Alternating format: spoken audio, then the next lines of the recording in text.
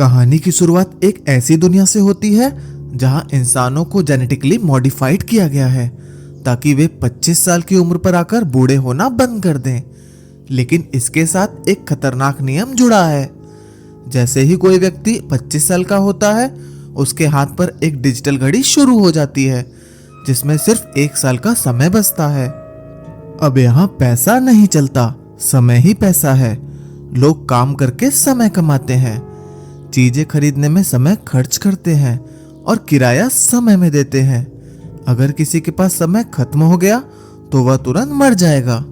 इस सिस्टम का सबसे क्रूर सच यह है कि अमीर लोग हजारों साल तक जी सकते हैं, जबकि गरीब लोग रोज रोज कुछ घंटे या कुछ दिनों के लिए संघर्ष करते रहते हैं। इसी दुनिया में रहता है विल सेलास, जो अपनी माँ के साथ गरीब इलाकों में रहता है। उसकी माँ असल में 50 साल की है, लेकिन दिखती सिर्फ 25 की है क्योंकि यहाँ उम्र रुक जाती है।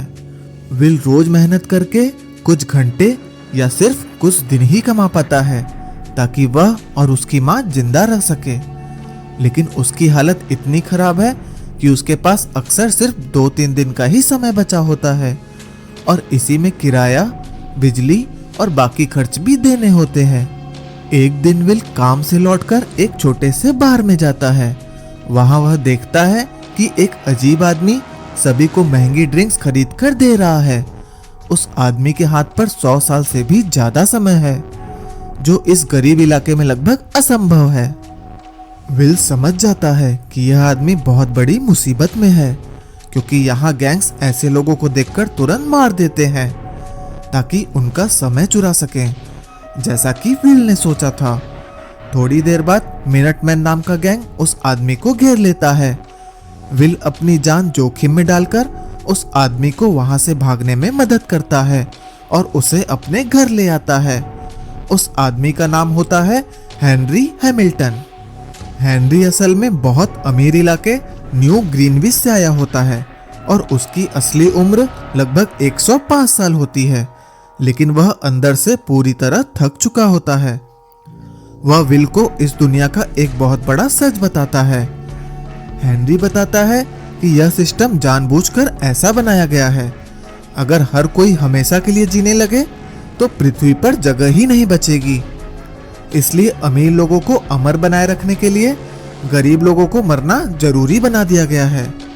सरकार और सिस्टम जानबूझकर गरीब इलाकों में कीमतें और टैक्स बढ़ाते रहते हैं ताकि लोग धीरे धीरे समय खत्म होने से मरते रहें। हेनरी कहता है कि असल में दुनिया में इतना समय है कि किसी को भी अपनी उम्र से पहले मरने की जरूरत नहीं है, लेकिन सिस्टम ऐसा होने ही नहीं देता।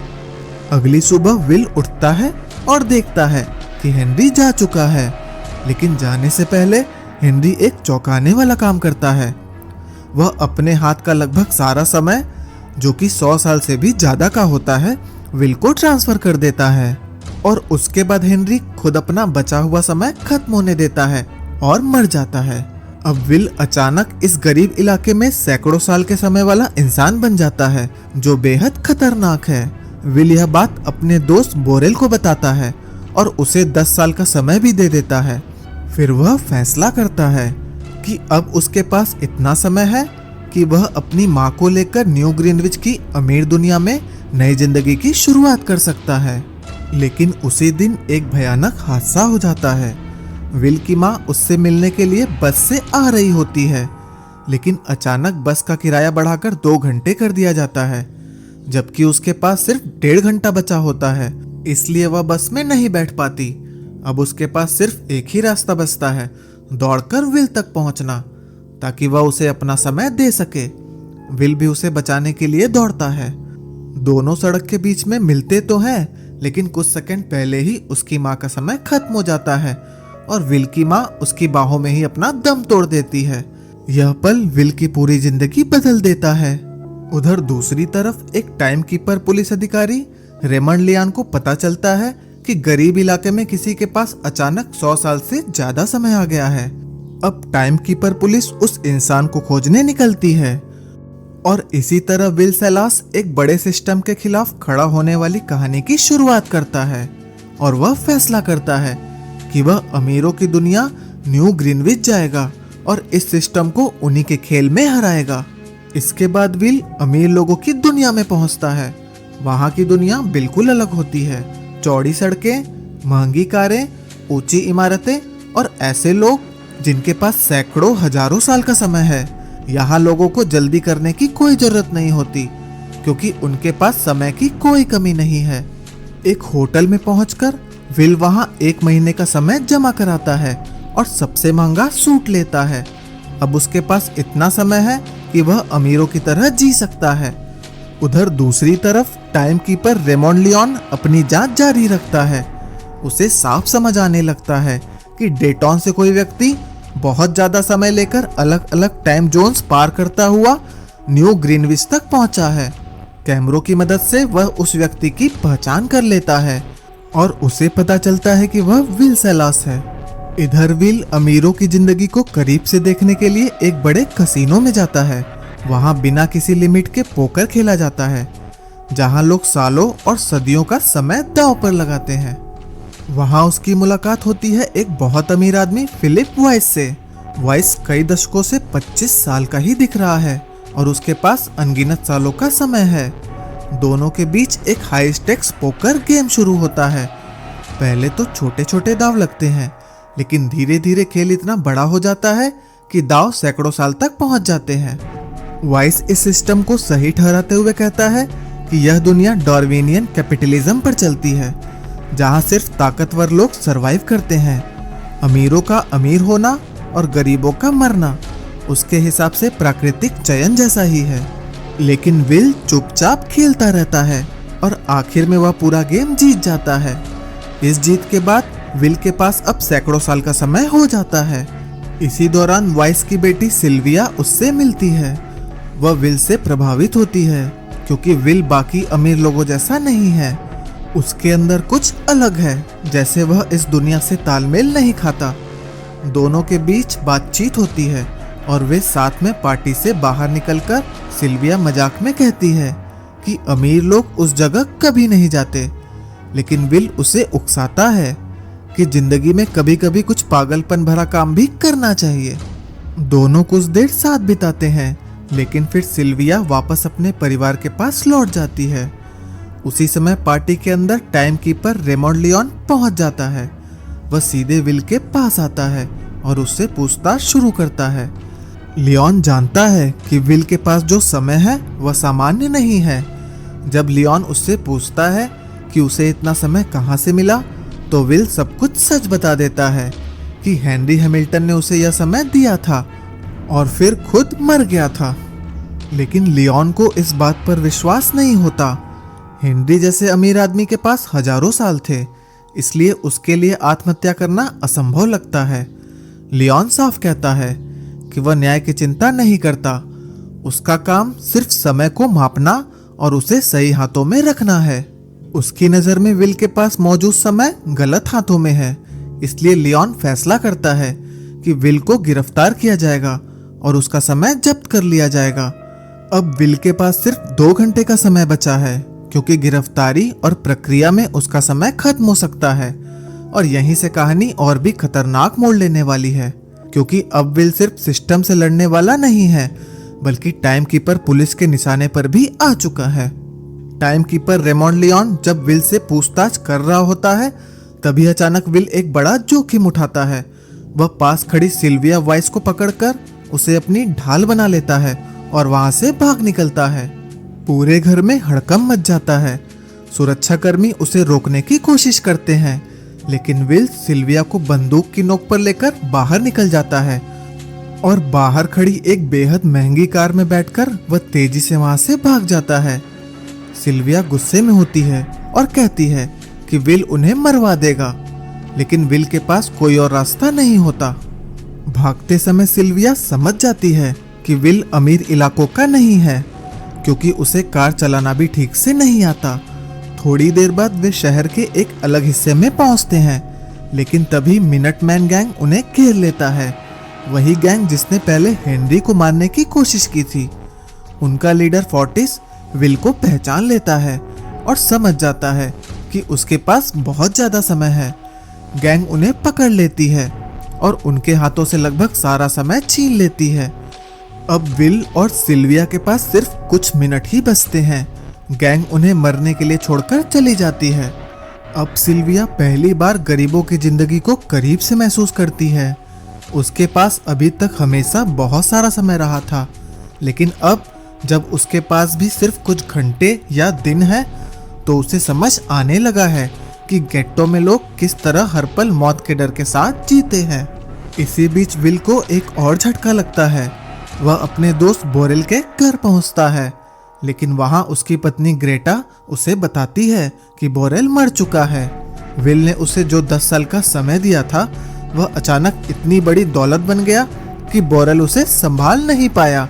उसने शराब पीना शुरू कर दिया और आखिरकार मर गया, जबकि उसके घड़ी में अभी भी 9 साल का समय बचा हुआ था। यह सुनकर विल को गहरा सदमा लगता है। उसे एहसास होता है कि यह सिस्टम सिर्फ गरीबों को मारता ही नहीं, बल्कि उन्हें उम्मीद मिलने पर भी बर्बाद कर देता है। उधर टाइम कीपर रेमंड लियोन भी लगातार उनका पीछा कर रहा होता है। उसे पता है कि विल अपने पुराने इलाके में जरूर वापस आएगा, इसलिए वह वहीं जाल बिछाकर बैठ जाता है। इसी दौरान विल एक और बड़ा फैसला लेता है। वह सिल्विया को उसके पिता के खिलाफ इस्तेमाल करने का प्लान बनाता है। वह सिल्विया के पिता फिलिप वाइस को फोन करता है और उससे कहता है कि अगर वह अपनी बेटी को जिंदा वापस चाहता है तो उसे 1000 साल का समय डेटॉन के गरीब इलाकों में बांटना पड़ेगा। वाइस पहले तो इसे पागलपन समझता है, लेकिन अपनी बेटी की वजह से वह मान जाता है। रात के समय विल और सिल्विया एक छोटे से छिपे हुए घर में रुकते हैं। वहीं सिल्विया पहली बार विल की असली जिंदगी के बारे में जानती है। उसकी माँ की मौत, उसके पिता की कहानी और यह कि कैसे उसके पिता गरीब लोगों को समय जीतकर दे दिया करते थे। विल उसे बताता है कि उसके पिता एक लड़ाके थे। वह अक्सर अमीर लोगों से समय जीतते थे और फिर गरीबों को बांट देते थे, और शायद इसी वजह से उनकी हत्या कर दी गई। धीरे धीरे सिल्विया के अंदर भी बदलाव आने लगता है। अब उसे समझ आने लगता है कि यह सिस्टम कितना अन्यायपूर्ण है। सुबह होने से पहले वे यह देखने का इंतजार करते हैं कि क्या वाइस सच में गरीबों को 1000 साल का समय भेजेगा या नहीं, लेकिन चीजें योजना के मुताबिक नहीं होती। जब सिल्विया अपने पिता से संपर्क करती है तो उसे पता चलता है कि टाइम कीपर्स को सब पता चल चुका है। वे लोग विल को पकड़ने के लिए तेजी से वहां पहुंच रहे हैं। भागते समय एक टाइम कीपर उन्हें रोकने की कोशिश करता है। सिल्विया घबराकर उस पर गोली चला देती है। गोली लगने से वह वहीं पर गिर जाता है। विल उसे मारने की बजाय उसके हाथ में थोड़ा सा समय ट्रांसफर कर देता है ताकि वह मरने से बच सके। सिल्विया को यह देखकर हैरानी होती है, क्योंकि उसके हिसाब से वह उसका दुश्मन था। लेकिन विल कहता है कि टाइम कीपर्स भी गरीब ही होते हैं। वे भी दिन प्रतिदिन जीते हैं और सिस्टम के छोटे से हिस्से हैं। अब विल और सिल्विया दोनों समझ चुके होते हैं कि अगर उन्हें इस सिस्टम को बदलना है तो उन्हें सिर्फ भागना नहीं होगा, बल्कि पूरे समय के सिस्टम को चुनौती देनी होगी। अब कहानी अपने आखिरी और सबसे बड़े टकराव की तरफ पहुंच जाती है। जब मिनटमैन गैंग का लीडर फोर्टिस उन्हें पकड़ लेता है तो वह विल को चुनौती देता है। वह कहता है कि अब खेल बिल्कुल वैसा ही होगा जैसा गेट्टो में होता है।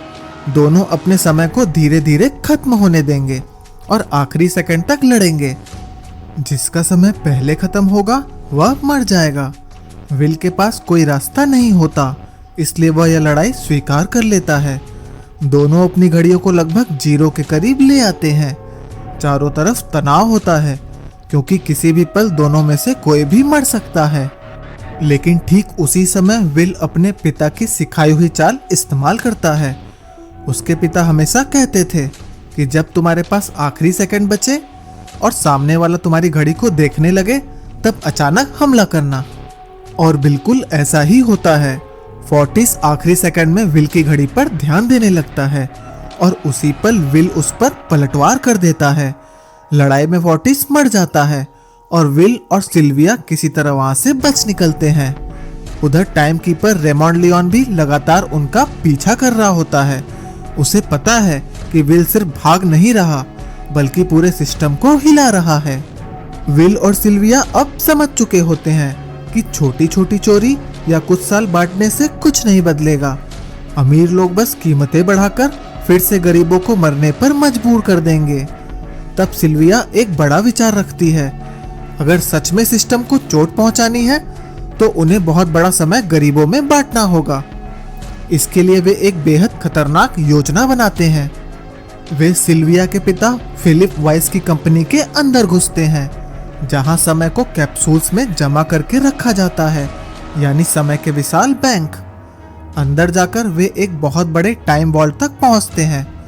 जब वे उस वॉल्ट को खोलते हैं तो उन्हें पता चलता है कि वहां 1 मिलियन साल यानी कि 10 लाख साल का समय जमा है। विल और सिल्विया यह सारा समय चुरा लेते हैं। सिल्विया के पिता उन्हें रोकने की कोशिश करते हैं। वह समझाता है कि अगर इतना समय गरीब इलाकों में पहुंच गया तो पूरा सिस्टम टूट सकता है। लेकिन विल और सिल्विया का मानना है कि यही जरूरी है, क्योंकि कोई भी इंसान अमर नहीं होना चाहिए, जबकि दूसरे लोग समय खत्म होने से पहले मर रहे हों। वे उस 1 मिलियन साल को कैप्सूल में भरकर गाड़ी में लेकर भाग जाते हैं। जैसे ही यह खबर सिस्टम में पहुंचती है, न्यू ग्रीनविच के पूरे टाइम नेटवर्क में अलार्म बज उठता है। टाइम कीपर्स को पता चल जाता है कि 1 मिलियन साल जोन से बाहर जा रहा है। रेमंड लियोन तुरंत शूट एंड साइड का आदेश देता है, यानी उन्हें देखते ही गोली मार दी जाए। अब पूरे शहर में उनका पीछा शुरू हो जाता है। विल और सिल्विया तेजी से गाड़ी चलाकर गेट्टो की तरफ बढ़ते हैं ताकि वह समय गरीबों में बांट सकें। लेकिन पीछा करते करते रेमंड लियोन उनकी गाड़ी तक पहुंच जाता है। तीनों के बीच आखिरी टकराव होता है। भागते भागते विल और सिल्विया के पास भी बहुत कम समय बच जाता है। अब हालत यह हो जाती है कि उनमें से सिर्फ एक ही व्यक्ति जिंदा बच सकता है।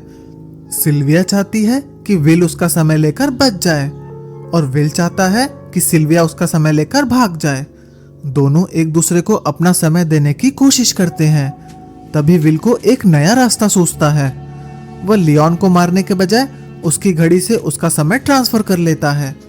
इससे विल और सिल्विया दोनों के पास फिर से थोड़ा सा समय आ जाता है।